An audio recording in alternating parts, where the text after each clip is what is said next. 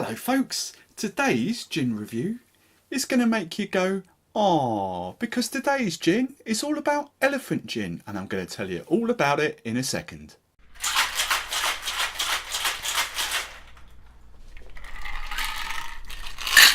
Hey folks, how you doing? So I'm Steve the Barman and today's gin review, as I've just said, is all about elephant gin. It's a really cracking gin. I started reading up on this when I first saw it. I only saw it actually about 3 or 4 months ago for the first time. Never heard of it before, but did a little bit of research behind it and found out what its story is. And it's a cracking story, so that's why I wanted to review it for you today. So as I just said, elephant gin. Why is it called elephant, do you think? Well, let me tell you. It's a German gin. Everything is made by hand, completely from scratch in Germany. But the origin is from Africa, as you might well imagine from the name elephant. Basically, three guys, three gin lovers, got together while travelling around Africa, South Africa, a few years ago. The first bottle of this was sold in 2013. So we're going back, where are we? We're going back 4 or 5 years now. But they fell in love with the wildlife out in Africa, and the one thing in particular, they fell in love with the elephants, and are really saddened by all the ivory hunting and all that kind of stuff that goes on over there, and they wanted to do something to help. Now, how does that work? How does distilling a gin help the elephants? Well, let me tell you why I went when I read it. Because 15% of every single bottle that they sell goes to one of two charities in Africa to help the elephants, to stop the ivory poaching and all that kind of stuff. And I really like that story. 15%, that's a lot of money. So that's the backstory behind elephant. Now, they wanted to create a completely different gin. Now, I've reviewed a couple of completely different gins before, and they all follow the same sort of lines. And while they are completely different, they're completely different in the sense that they actually use weird and wonderful and amazing botanicals, and this is why this one stands out so much. It's like Monkey 47, another German gin, and it's like Brockman's. Where did we go? Brockman's that we did the other day. You can drink this gin neat. It actually really works neat. It's super smooth, really lovely taste to it. Or you can have it as a martini, a gin martini. But obviously today everyone wants to know about gin and tonic, so I'm going to tell you about the gin, and I'm going to tell you about the gin and tonic that you can make with it. So let's get into the gin. Let me tell you all about it. Now, as I just said, everything is handmade, and that includes the bottle. Don't know if you can see that. Every batch, let me hold it even closer, every batch is named and numbered, and if you can feel it as well, you know that that's hand done. But the real thing that I noticed that you can tell, you probably won't see it on here, but it's got a little air bubble on it as well. So you can tell it was stuck on by hand, not by machine. You know, everything, all the craft and the passion goes into this. Now let me tell you about the botanicals. There are 14 in total, 14 botanicals that go into making this gin. Your normal ones, you've got European juniper, you've got cassia bark, you've got lavender, you've got orange peel from Spain, and kind of another normalish one, you've got a little bit of elderflower going in there. But let me tell you about the rest of the botanicals. That's where it finishes. That's where normality finishes, because there are some crackers in here. I've got a list here because there's no way I'm going to remember this. So I've got a list and I'm going to read them out from this list. So we've got ginger from China going in there. We've got apples from Germany. Okay, not too crazy. Here we go. We have got pimento berries from Mexico. Obviously, give the gin a bit of spice. We've got the Buchu, B-U-C-H-U, Buchu herb from native to South Africa as well.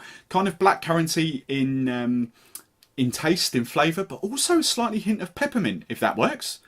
Crazy herb. Never heard of it before, but that's what it says on Wikipedia. We've also got the Baobab fruit, which is native to Malawi. And I know a little bit about this because I don't know whether I've got a bottle up there, but it also goes into Whitley Neal gin as well. And it's a Malawi Super Fruit. It's got 3 times the vitamin C of an orange. 3 times the vitamin C of an orange. And the reason why they've used that botanical in this gin is because elephants love it. Elephants feed off it, makes them all healthy, makes them all big and strong. So that's why that's going in there. A few other botanicals now. We've got lion's tail, we've got devil's claw, both herbs, both known for their kind of healing properties back in the old days, and out in obviously in Africa as well. They're very part of rituals and stuff like that. We've also got some mountain pine needles from Salzburg, the Salzburg Mountains. And here's the last one for you, the last one, very crazy, wormwood. Now, for those of you that like spirits in general, you'll know what that's famous for, absinthe. Okay, so there are your 14 botanicals. Very, very crazy.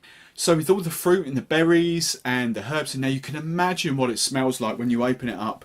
Just absolutely amazing aromas coming off from there. Big juniper here actually, straight away, but you really get that sort of citrusy kind of fruit coming through, and a bit of do actually get the blackcurrant, a little bit, a tiny little bit of blackcurrant coming through there. And to taste it as well, very, very smooth. As I've said earlier, you can have it neat, you can have it in martinis, but it's a very smooth juniper, big juniper notes on the palate straight away, but then it goes into citrusy and a bit of berry and a very herb. And the pine needles, you kind of come through a little bit to give it that sort of mountainous feel. If that's what you want to call it, that's what I call it. Anyway, the gin itself is distilled to 45% ABV. And it's done in small batches. They only ever make 800 bottles. 800 of these at a time. Okay, and this is a small bottle. This is a 500ml, 50cl bottle. Okay, normal bottles are 70cl, so that's 50. Now the price of it is a little bit more expensive. Bearing in mind it's a 50cl. It's on Amazon Prime at the moment for about £33. So I've said a little bit more expensive, but you can forgive them because everything's handmade.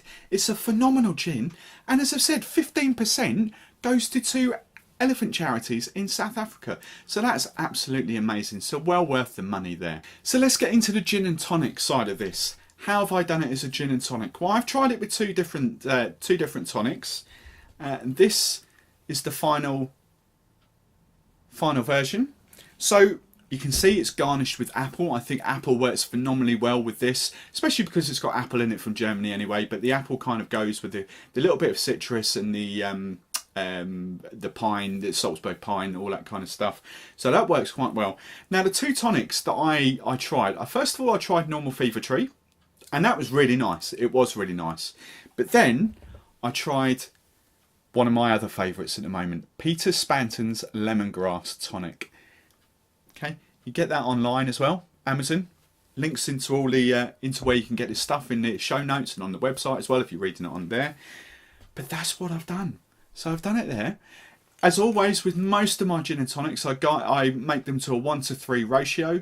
So I've put 50ml of elephant gin in there, and I've only used 2/3 of the bottle, or 3/4 of the bottle I should say, of the tonic. So it's a 200ml bottle, and I've used about 150ml in there. Because any more than that, it drowns out the botanicals, and you don't want that. So that is today's gin. Let's hold it up there. And there, that's today's gin and tonic. How do we like that? Go and check it out. Go and add it to your collection. It's a brilliant, phenomenal gin. You'll love it. I hope you've enjoyed this gin review today. I'm trying to bring you weird and wonderful. If you're loving what I do, you can do one of 3 things for me. That would be amazing. Popping up right down there now is the subscribe button. I'd love you to subscribe to my channel. Right up there is the links to all the other videos in this playlist, the gin reviews, and right up there that's the link to my website. I flipped the website up recently, bit of blogs. You can also hire me obviously for cocktail, but I'm not interested. I want you to subscribe. I'm Steve the Barman. I'll catch you next time.